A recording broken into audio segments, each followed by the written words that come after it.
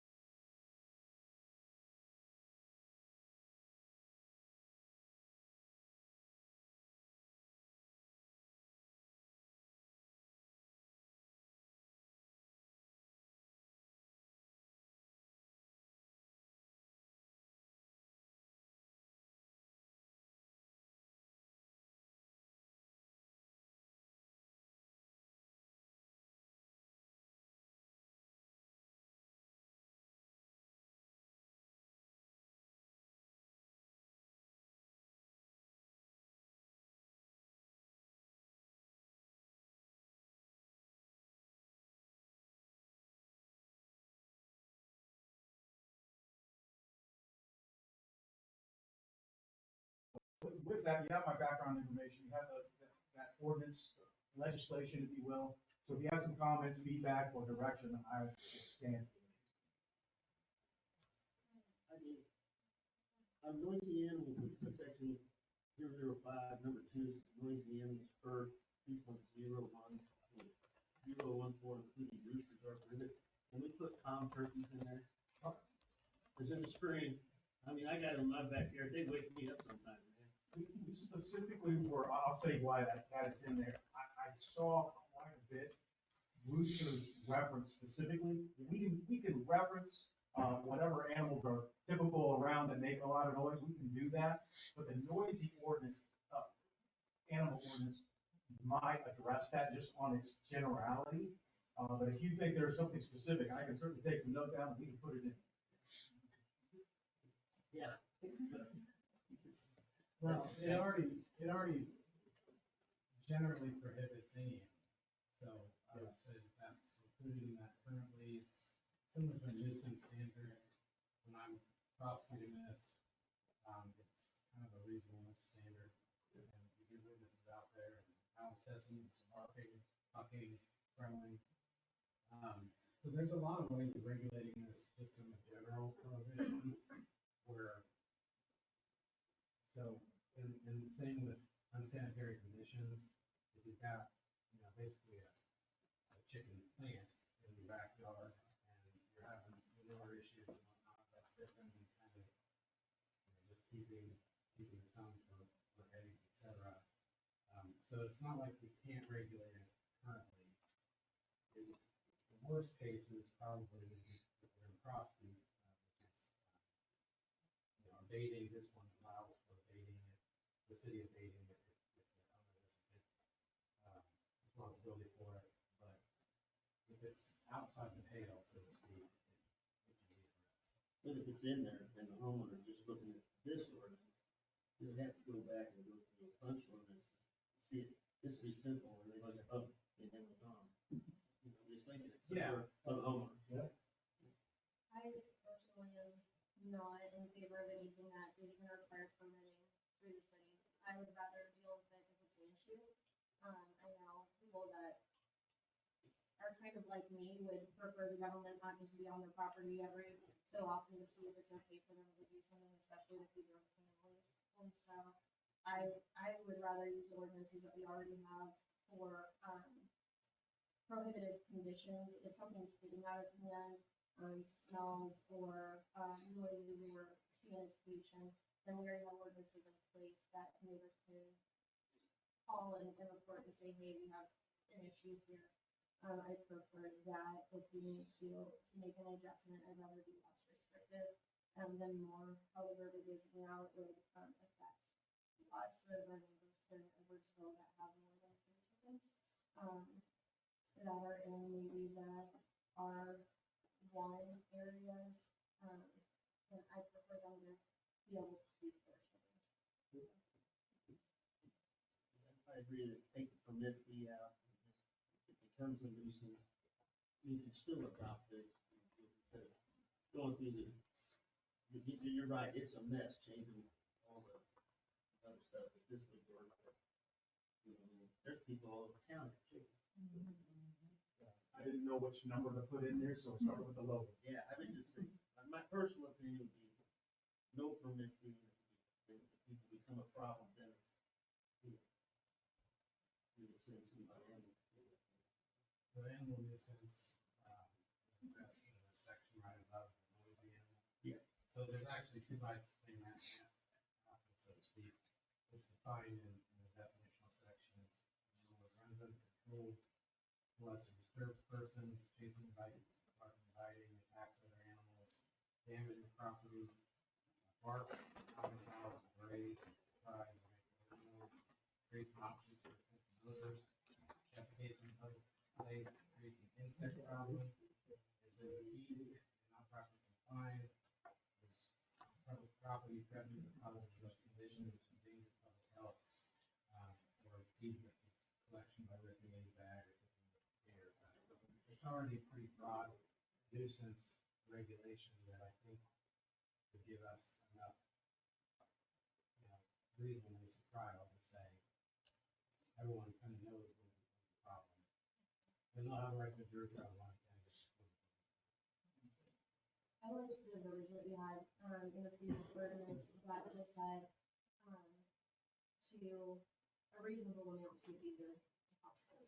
I feel like that gives us some, reasonableness to it, if we're gonna, I know we would do, if we want to adjust anything so that some of the residents who live in the tighter quarter neighborhoods. So, I mean, maybe we could put like if we wanted on the tight neighborhoods, the R2s, R3s, and I know we're kind of avoiding zoning, but that's really the high rise. Like, I don't know, we're probably gonna have chickens in the high rise.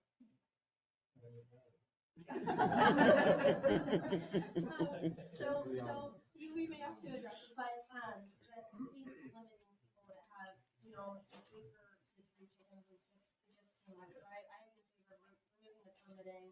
And I like the verbiage that says reasonably feed your household. And if we need to expand R2, with the one that maybe just do it there, still without permitting, people can complain if it becomes a nuisance here. Well, we're taking somewhat of what we have.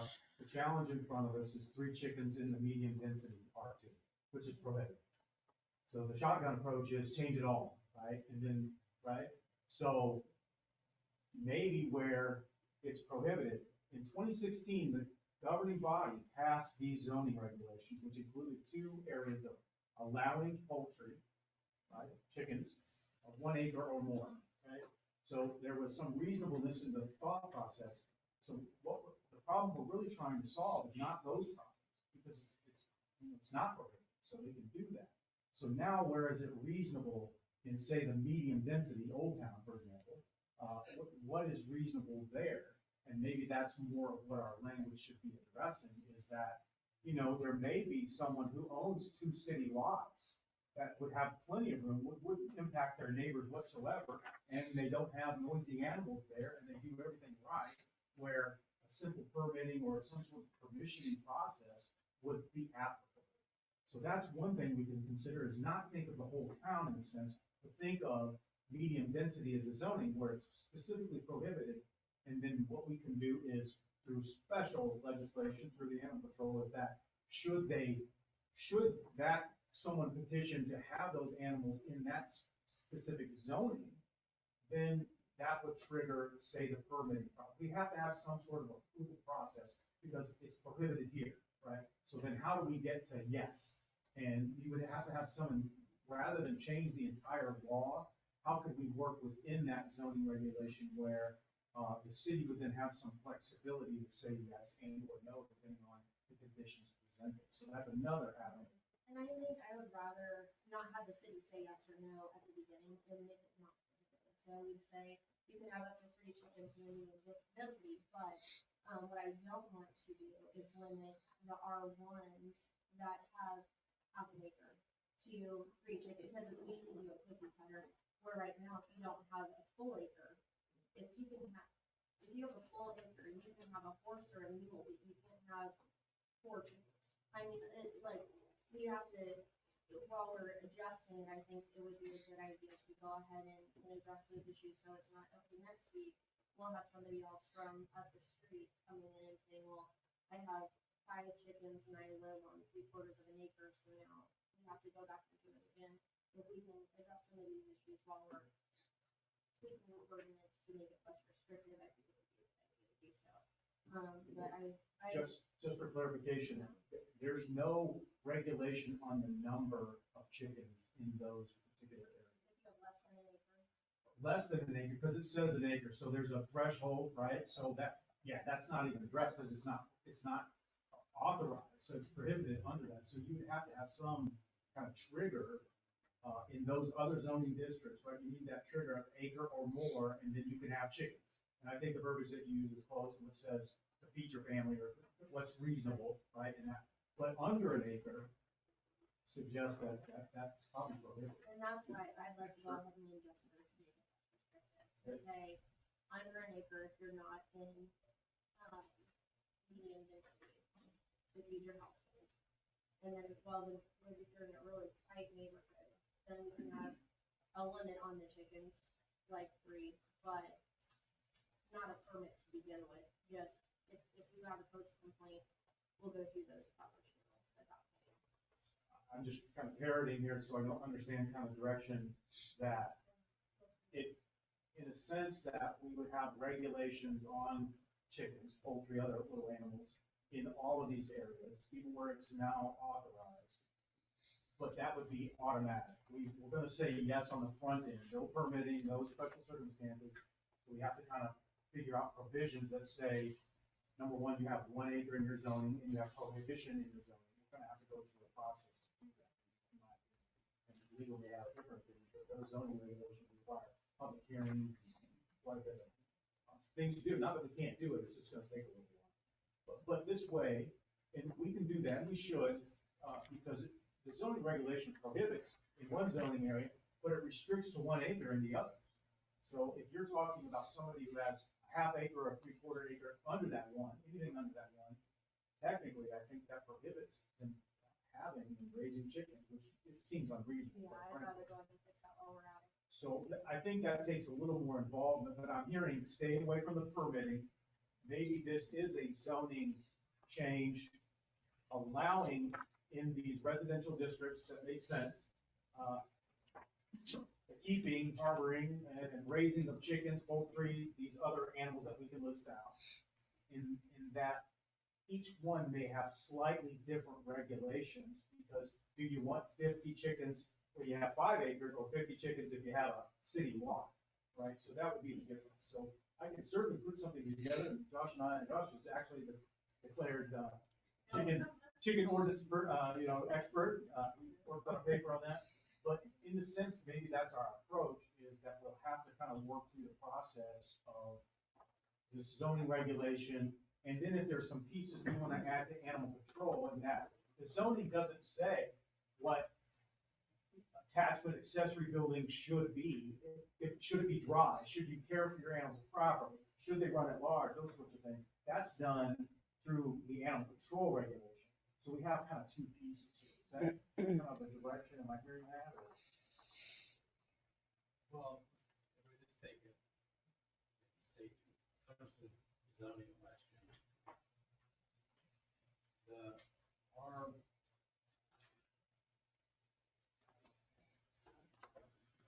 rural is R1, rural residential development sewer district, sewer, the sewer, and that sewer RDS is the first district that does not have poultry division.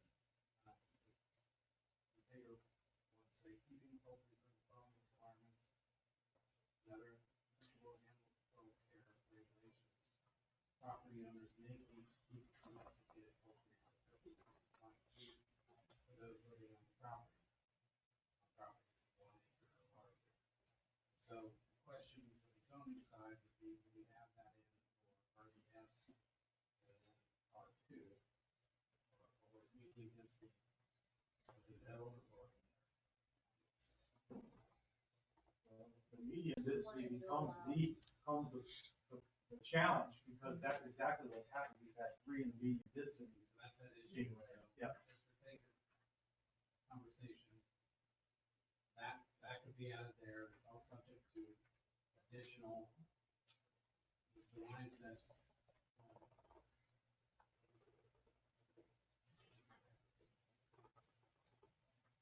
so it's keeping poultry per the following requirements and other applicable animal control care regulations. So at that point, you can daisy chain it if you want to just say, yes, it's generally allowed, but to refer back to other animal control regulations that have kind of a tiered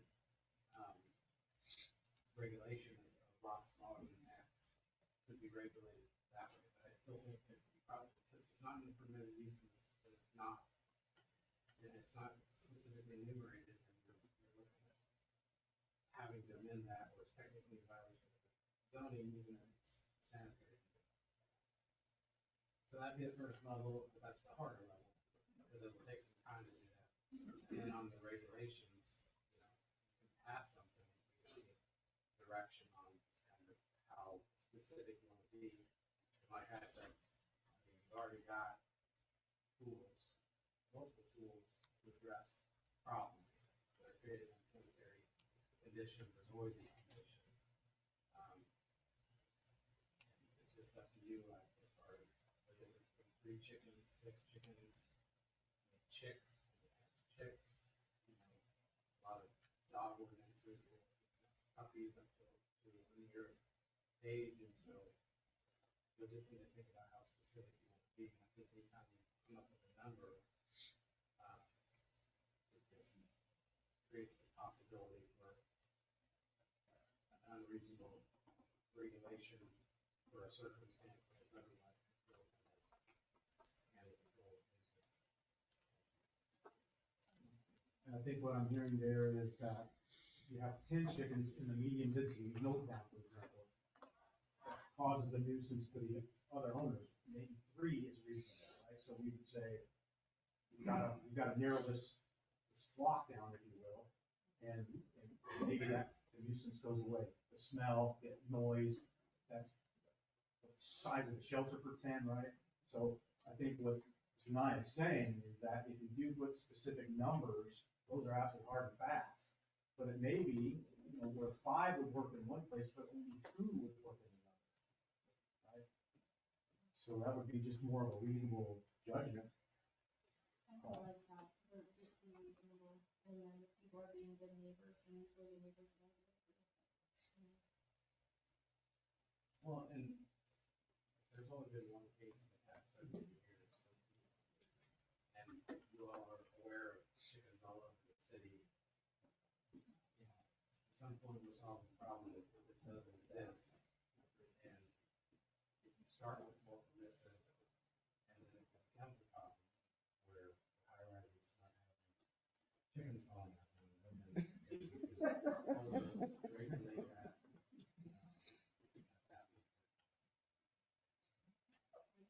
Yeah, absolutely. I think the guidance is that we need to start with the zoning piece because we think the 1 acre is unreasonable. Is that correct? I think so. And that it's permitted in those areas generally, and then permitted in the medium density, and we'll have some tone of reasonableness in the language. And so permitted in these zones, and then it crosses back, daisy chain, as we mentioned, into the animal control ordinances, which we may not need to modify or amend. Yeah, the path of least resistance is just add the language that already exists in bigger lots to medium density. And then if there's an issue, you can amend it. Unless there's consensus that we want numbers at different levels, my recommendation is just let the nuisance laws. I do agree with that. Any other questions, comments? We didn't have giraffes. Isn't that exotic prohibited? They're not on there. That's a prohibited? I don't know, the lottery did. Maybe otherwise regulated. They're stronger than the jaguar. Yeah.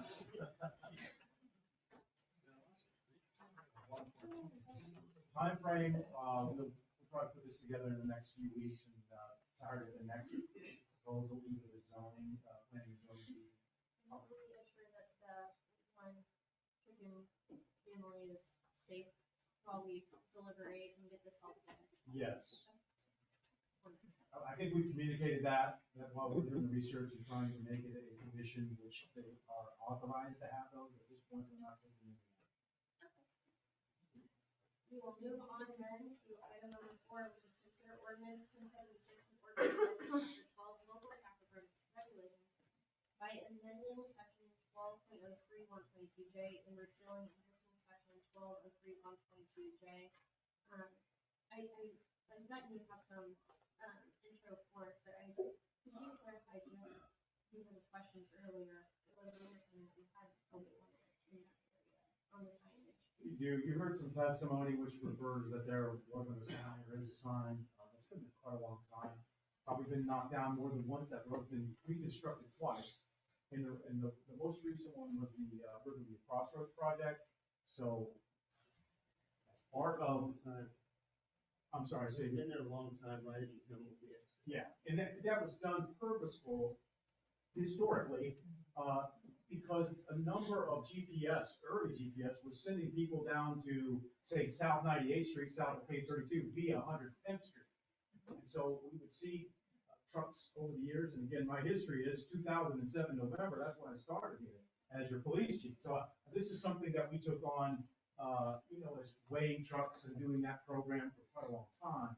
And so we do have some history with that. That sign it's a new sign, if you go, it looks new, and there's a reason it looks new, is because it was reposted, reinstalled once the project was done as part of the sign plan of that particular project. It says 6 tons, purposeful, because no matter what, if you commit yourself in the town, if you will, on 110th Street, you cannot go east on Riverview because that's 12,000 pounds, unless you're the UPS person, you have a specific reason to be there, or you own property and that's where your business is. We know that's an exception. So there are exemptions to that. 36,000 pounds is one of the maximum that they allow for like a big trash truck and some of this other business. But commercial motor vehicles, if that's not regulated under 12,000 pounds, 6 tons, then they're regulated by what the truck can carry. Just to make it easy, the registered gross vehicle, okay? And so that sign has existed for quite a long time. I believe if we really tried hard and went and investigated some hard copy records, we at least have some weight investigations that happened over the years that's probably in record somewhere. And so it's been there a long time. And why that sign is important is that if under our ordinance, no matter the regulation in ordinance of the weight of a road, right? What they say, this is the restricted weight on a road. If a sign is posted and is more restrictive, the sign takes precedence. Let's give an example.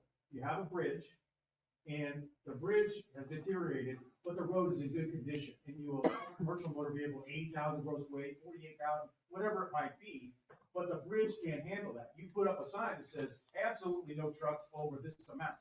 That's why you're authorized to do that. That's your prerogative, because you want to protect the bridge and any crossing traffic that goes over it so it doesn't collapse. And so that's why that ordinance reads the way it does, very common. It says a sign erected in that manner, giving warning, restricting the weight, takes precedence over the already passed ordinance language of that particular road and its weight limit. Okay? So the sign has been there a long time. That's not new. And again, it looks new only because of the Riverview Crossroads project. It was part of the sign plan that they took down the sign, they had to put it back up. Now, we, of course, you have a new piece of the road. It's a roundabout. It's a big circle, right? And you could drive the circle and go down any one of those roads. It wasn't signed because they're in the sign plan that they weren't called for, right? But the thing is, we don't want a vehicle committing going east on Riverview that's immediately overweight, right? They don't have any warning to go ahead and exit out the circle, go back north to I-70, come down 435, come to Woodhead Road, those kinds of things, right? So those signs have been in our possession for quite a while since that project was closed and turned over to the city. They were just simply just in storage, and when we started talking about them, we said, we gotta get those up. Because it's only fair that you have that advanced warning, number one, and number two, a way to exit out of it. So in a sense, what we're doing today is the sign is governing, because it takes precedence, the weight limit on 110th Street all the way to its southern terminus, okay? But the ordinance language reads differently. The ordinance language says specifically from Kansas Avenue to its southern terminus, no vehicle over 12,000 pounds, 6 tons, can operate on that particular vehicle unless they have authorization or their business, their delivery truck, a trash truck, those sorts of things that are exempted in that particular ordinance, okay? But again, our sign is erected, has been installed there for quite a long time. It says no vehicles can operate on that vehicle, on that road that's over 12,000 pounds, very simple, okay? But from the city limits by ordinance language to Kansas Avenue on 110, it's actually not prohibited in the ordinance language. And that's what we're fixing, because it strengthens what we intended to do all along and have been doing for years and years, is we don't allow commercial motor vehicles on that road. That's over 12,000 gross vehicle weight, right? 12,000 pounds. So what we're doing here, on advice of our legal counsel who researched and wrote this language, we're making that change, and we're proposing that you consider that. The second piece of this particular ordinance is fixing kind of some, very broad language in which it referenced the west city limits as restricting Riverview.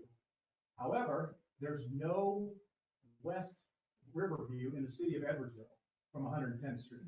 So the correction there is, to make it more clear, is that 110th Street east on Riverview, right, at 110 on Riverview, all the way to 98th Street, which is the total run of the road, is 12,000 pounds or less. There's a prohibition of anything that exceeds that. So we're just fixing that particular piece of it as it's been legally reviewed and noticed immediately. Because if you think about it, there's a west city limits, but there's no road to there. That's in Edwardsville. So those are the housekeeping, yes ma'am. Can you remind me of how much our city invested in the Riverview Crossings project? A few million of our own money. That's one of the SCP, federal, state matching funds. How much did Bonner Springs invest in the project? I don't believe any. Ours was about 2.4, I think.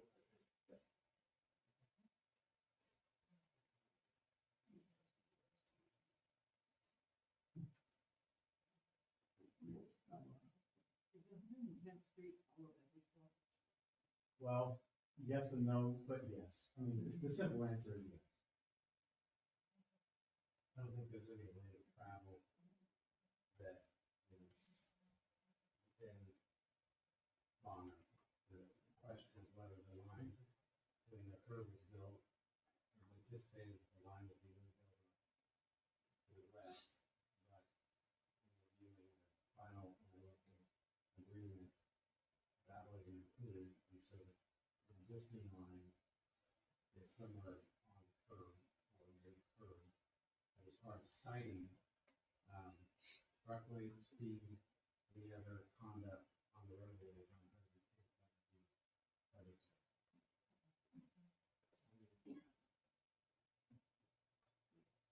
We also own right of way property to the west of our city limit that gives us access to maintain curb to the extent we don't survey or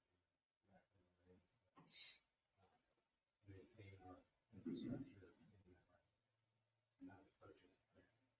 Yes, yeah. Is there anything that would prohibit us wanting to protect our over $2 million investment in our community? That's within our purview, easily, I would imagine. Mayor, I think that's a policy decision that you have to make. Ultimately, there's a question of access to that property. All of Riverview to the west of 110 is in Bonner. I think plans originally called for 2 access points for that property. I think the first cut, the proposed cut, would have been on 110. So that would be part of the discussions, ongoing discussions with the developers. Where's the ability of traffic over the building? It's a Bonner zone district. It's all coming into Edwardsville. Was that representation at the time? That plan's changed. Why have we changed those types of things? Because ultimately, yes, that road is in Edwardsville, but it's a long process.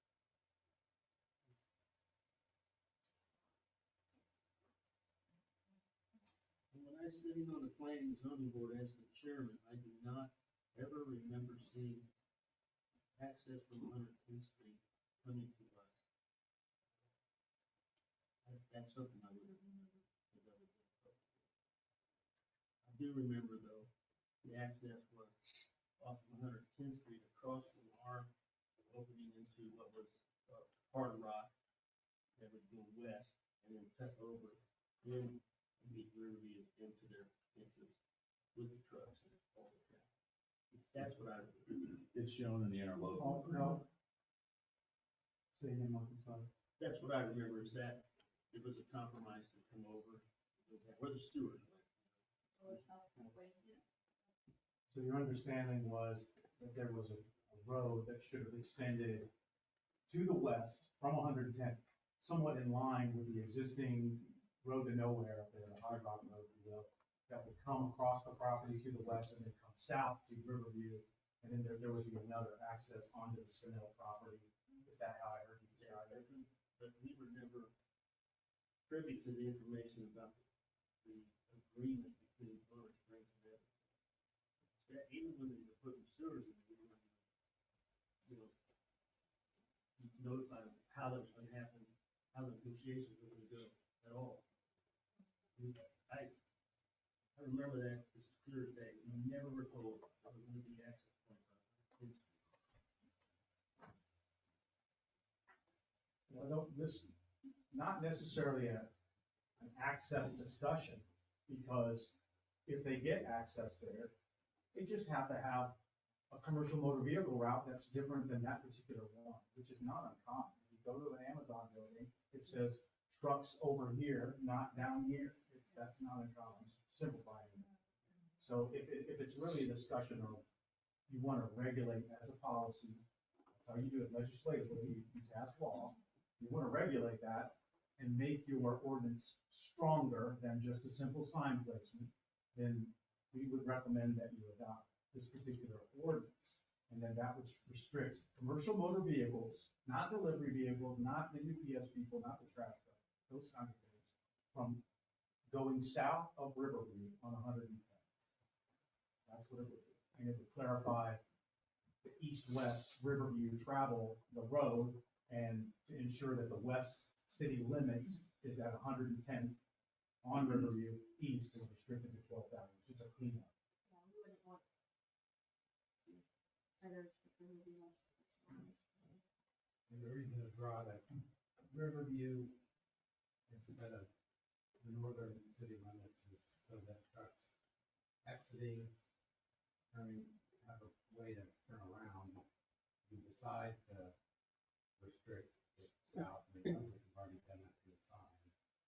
But if you put it in ordinance, then it would not be restricted in that area to turn around and get situated. Or if Riverview is only turn around commercial traffic on Riverview.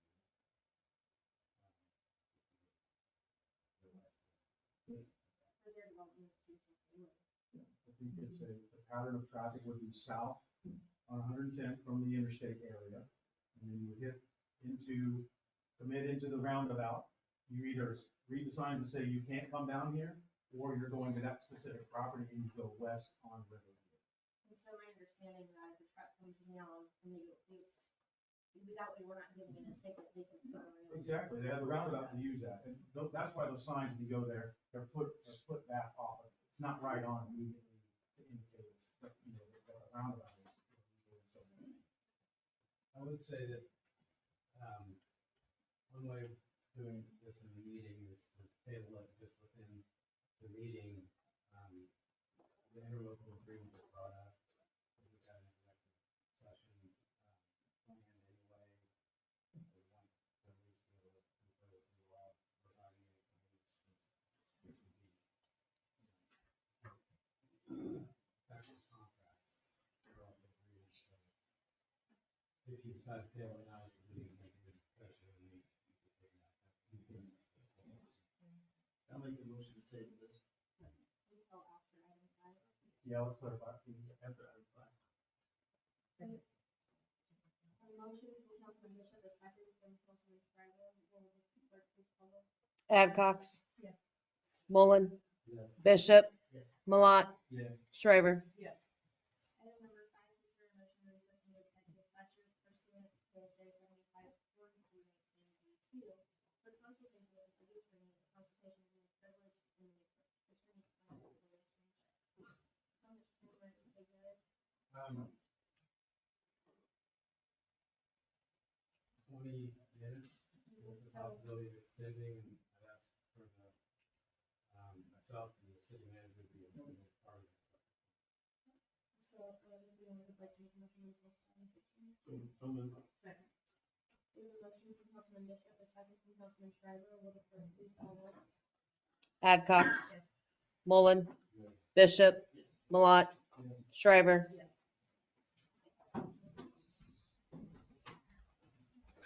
You said 20 minutes, correct? 7:15. The door's open.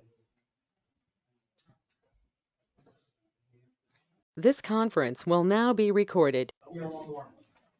Come on. What are you, a rookie? No, I didn't.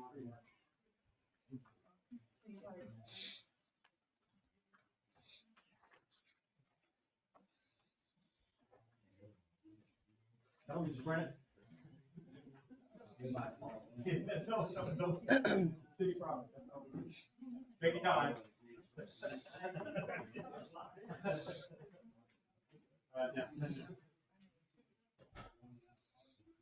Your motion to close the second session and return from executive session. Second. We have a motion from Councilman Shriver, a second from Councilman Adcox. Will the clerk please call roll? Adcox, Yes. Mullen, Yes. Bishop, Yes. Malott, Yes. Shriver. Yes.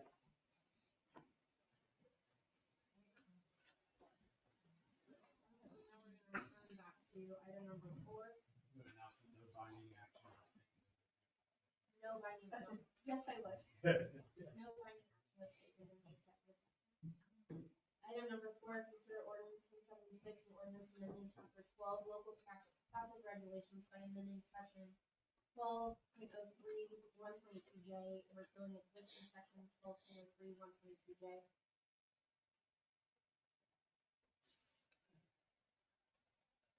I make the motion to approve what the mayor said. We have a motion from Councilman Bishop, a second from Councilman Mullen. Will the clerk please call roll? Adcox, Yes. Mullen, Yes. Bishop, Yes. Malott, No. Shriver. Yes. Moving on to item number 6, our city manager report. Thank you, Mayor. First needs to very quickly, we progressed in our trail sidewalk project. It's known by many names, but one you might know it by the TA or the TE or the Town Center Connector. And we're getting the power coming up. And it's all about pictures. We have Sorry. done the field checks, and why the timing is related to those field checks. We've submitted everything that we needed to KDOT. This is an STP project, in other words, federal funding is involved, as with 98th Street, as with the Crossroads project, and a number of other things we've done. We're lucky to have that money to get this project done. You're looking at the City Hall complex area. And you'll see 4th Street has that little wobble in it there. So if you look left to right orientation, it says connect to existing trail on the very left. That is a 10-foot wide trail that outlines the city property. If you look towards 3rd Street, there's a smaller line, and on Beach and Cliff, that outlines a 5-foot sidewalk. Now, the change here is, if you recall, maybe not, but originally, the sidewalk and trail on this property was narrower in the fact that they were going to put a bike lane on 4th Street. It's impractical. You walk it, you measure it, it just made absolutely no sense. So the trail was supposed to end at Blake Street, 10-foot wide, and then go 5 foot around all the way a sidewalk. We extended the trail portion, which is 10-foot wide, all the way to Blake Street. You can kind of see that wider path. So the field check design change is eliminate a bike path on 4th Street because it simply did not work. It just didn't make any sense. So we changed that. Any questions? Some additional costs to the city. No. There's some removals and other adjustments, and we're somewhat dead on where we were. Cost-wise, remember that was about just slight over 1.3 million is the engineer's cost projection, or their estimate, if you will. That's 888,000 STP funds. So we then owe the rest. I will say that these projects have been coming under those estimates because kind of out of the COVID era, things have balanced down, you know, that sort of thing. So we expect anywhere from that 800,000 to that $1 million. Okay. So again, this connects to the trail that's already there. It'll come south to north orientation, and then we're gonna go east to the park, I believe. Next slide, please. Now we're going on, do I have Lake Street? Yeah, is that right? Yeah, Lake Street. You'll see in the yellow, that's a bike lane. Okay, that's, the orientation is supposed to be westbound. And then you'll see that the orange line is the sidewalk. There's existing sidewalk that we'll acquire. We've analyzed it. It's owned privately. That'll be a part of our right-of-way acquisition. And there's only one spot that really needs any repair, so that does save some. And then we'll extend that sidewalk, which would be on the north side of Lake Street. And of course, the painted bike lane will be designated as part of that. Pretty simple. Now what you'll see is at that very right orientation on 9th Street, you'll see that there is a transition. Those are crosswalks. And then you'll see that the sidewalk comes to the south. And that's purposeful. We analyzed that continuing north on the north side, the utilities and trees and just a number of obstacles that would add to the cost. Not only would invade other people's property, you know, we'd have to acquire some pretty significant room, grading, that sort of thing. It's a lot easier path to come to the south part of Lake Street, continuing east to the park. And there's another reason we'll get there as well. You'll see that there's 2 yellow lines immediately starting on Lake Street. There's a bike path on each curb side, north and the south of Lake, one for each direction. I have plenty of questions. You also see that there's a marked 5-foot bike lane on 9th Street. That's a north orientation because it's on that right-hand side. Okay. So next side. So now you're seeing from the 9th Street all the way to the park. Sidewalk is that orange. In the bike lanes, there's 2 of those. And then there is a pedestrian bridge. And again, this is a KDOT project. We have a very nice bridge right there. It's in good shape. We've had it analyzed and assessed. And you could walk across it, except in this project, pedestrians have to have their own crossing path, this bridge. Okay? It's, even though we could maybe put a bike lane across that, we can't do that. So we have to have this bridge.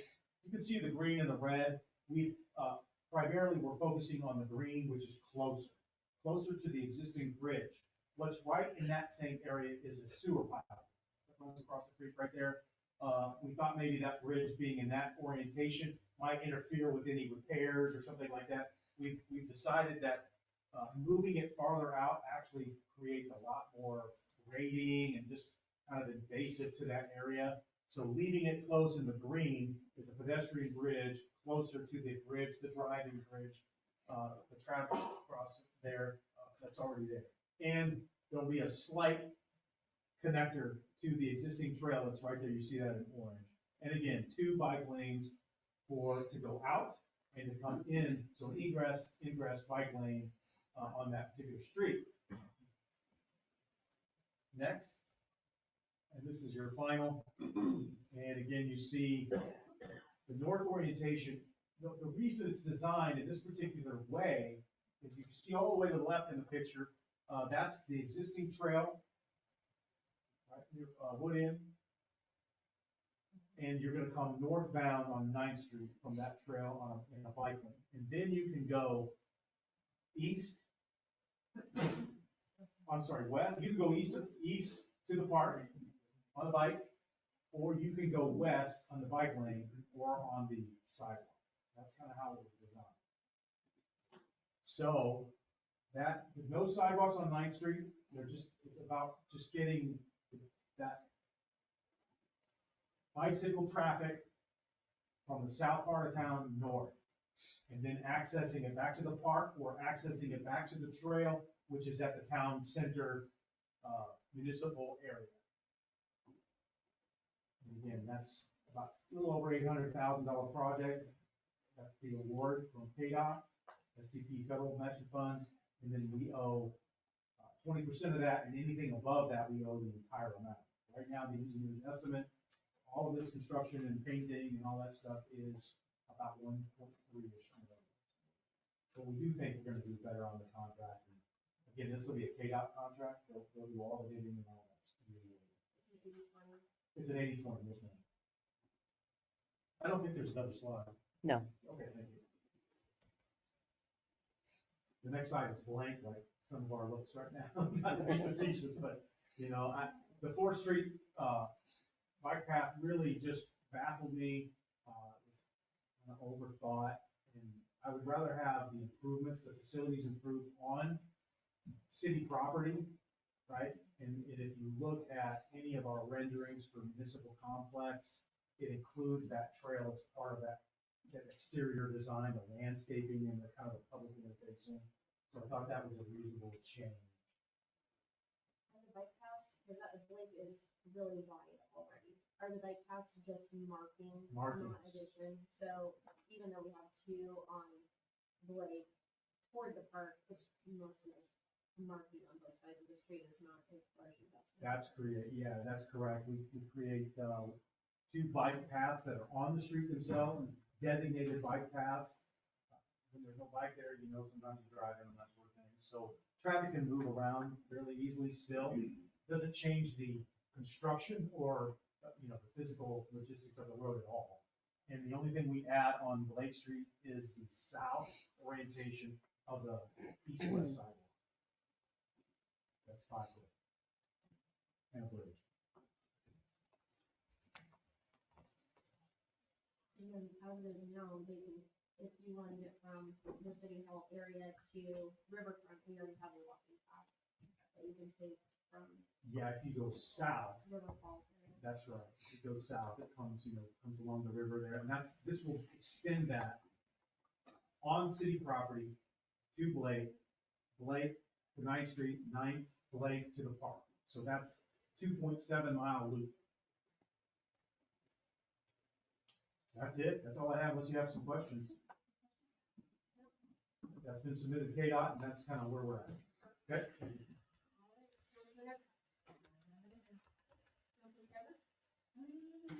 Just a couple things. I would like to thank the fire department, police department, public works, parks department, all city staff, all the vendors, the cash all the vendors who came, all the businesses in Edwardsville and outside of Edwardsville who took part in our request. It was a wonderful weekend. We fought the weather like we usually do. If anybody hasn't caught on by now, if you want it to rain, just let us come in and But I think it was really well visited. A little bit hot, a little bit of rain, but I think a good time was had by all the kids. I think always have the best time. But once again, if anybody's ever playing an event, there's a lot that goes into it. So we'll have rock there and everything. I will. There was a lot of it. And my partner is kind of the spearhead that he has a lot of good helpers. And he keeps everything going. Question on the fire department. Help me out. I don't know, maybe this is taken care of. So the fire department has 3 potential personnel going to work with the Kansas Forest Service on a mitigation project. Yeah. Starting October 13th.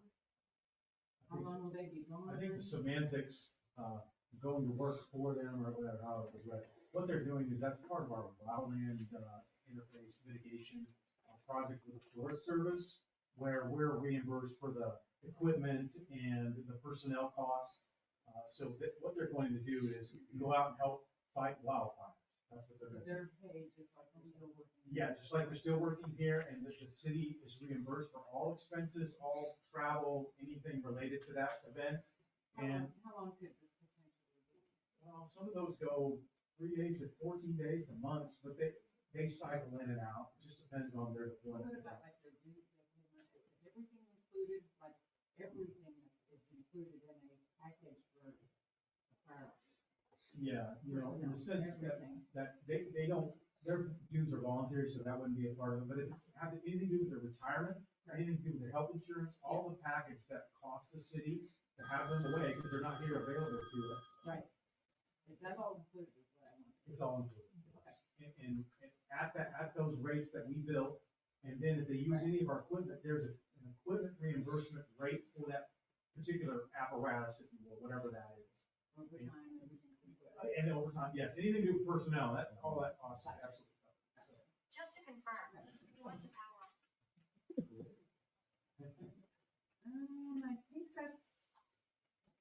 I think that's it.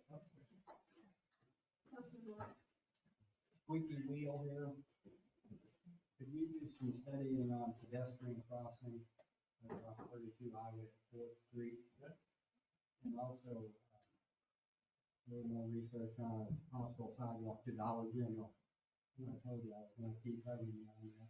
I see wheelchairs on there. I see people that are crutches and everything else on 32 Highway.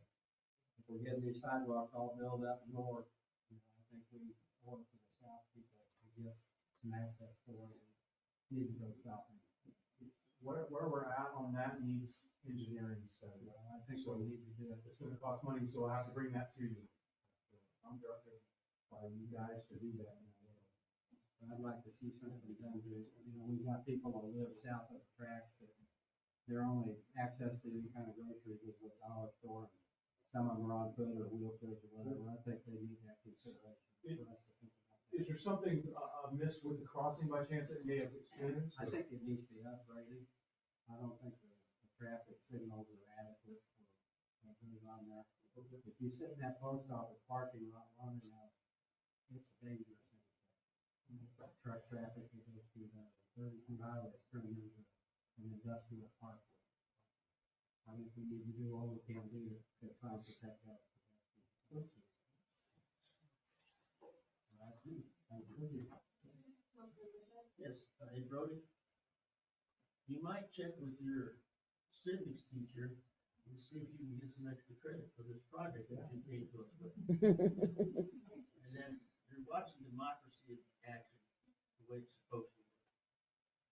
You know, help the citizens out, you know, all we can. So, congratulations, young man, you changed an ordinance. You should proud of yourself.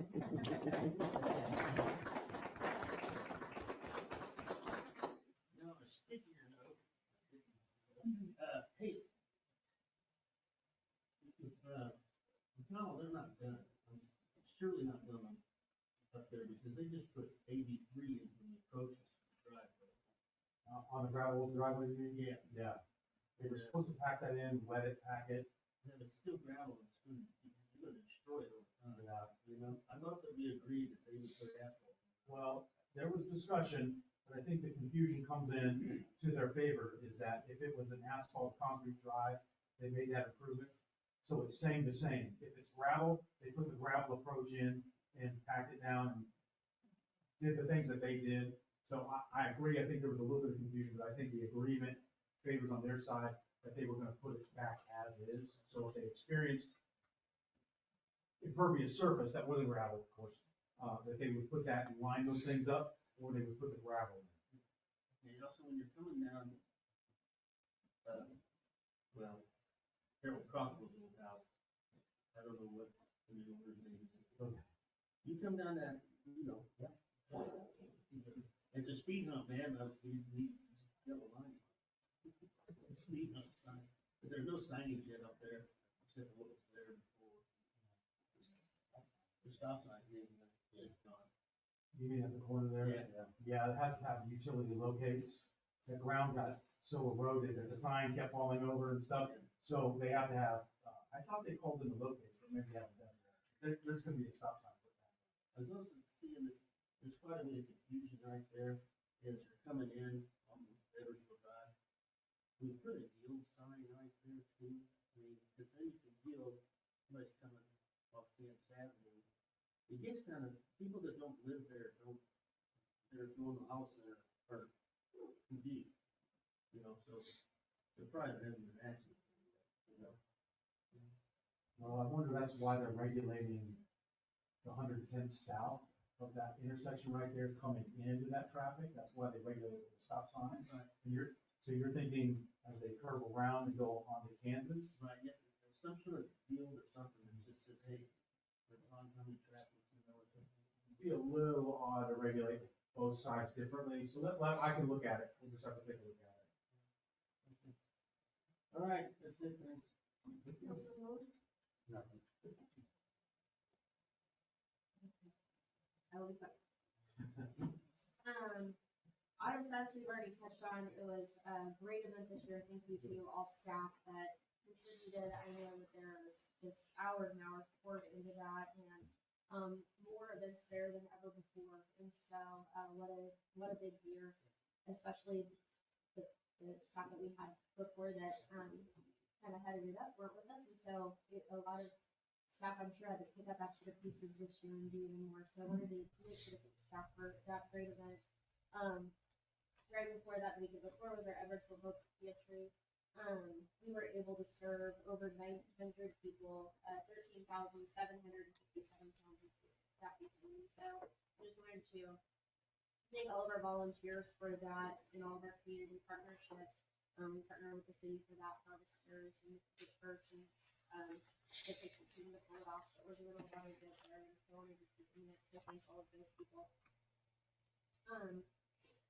The Wildland Fire was brought up by Councilman Shriver of the folks that go out for that.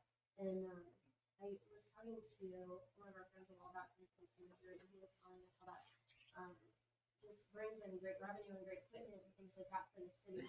And then it made me think of Councilman Mullen mentioned revenue that could possibly come in with a canine officer. We're working with the federal government, I believe. And so I wondered if we might be able in the near future to get both chiefs come in and just discuss possible revenue streams through fire, through police department to help supplement our budget in that way. And then the last thing I had noticed as well in driving down Kansas Avenue, some of the driveways that weren't quite, looked like they weren't quite finished. And so there might be a miscommunication that what we want to make sure of is if somebody had a driveway that was somewhat level to the street, we don't want them to have a big old, you know, if they're going off the road to get into their driveway. If it's loose, that's gonna spill out. And then I think that's also detrimental to our asphalt on gravel there. So I would think that they would repair that so that we're protecting our infrastructure as well. Just so I'm clear, so the gravel that they put in on these approaches seem to be, they need to do more improvement on that particular piece. Because if we do convert those to asphalt, they're gonna charge us. Because it wasn't bid that way. So, Let's look, I mean, maybe when Brian can look at it and give your opinion, but I just think leaving that loose, and I'm not an expert in this. No, I think you're it's absolutely right. damaging to the street, but then also that's not going to stay to remedy this driveway's approach to the street. And I think probably our contract was making sure this driveway's approach to the street was, you're absolutely right, that rock coming back on the road is not the ideal situation whatsoever. We were hopeful that, but it wasn't bid that way, so the argument with the contractor is, I can certainly do that, but it would have driven the cost up. okay, we can look into it and come up with a solution that would be great. Good. That is all I have for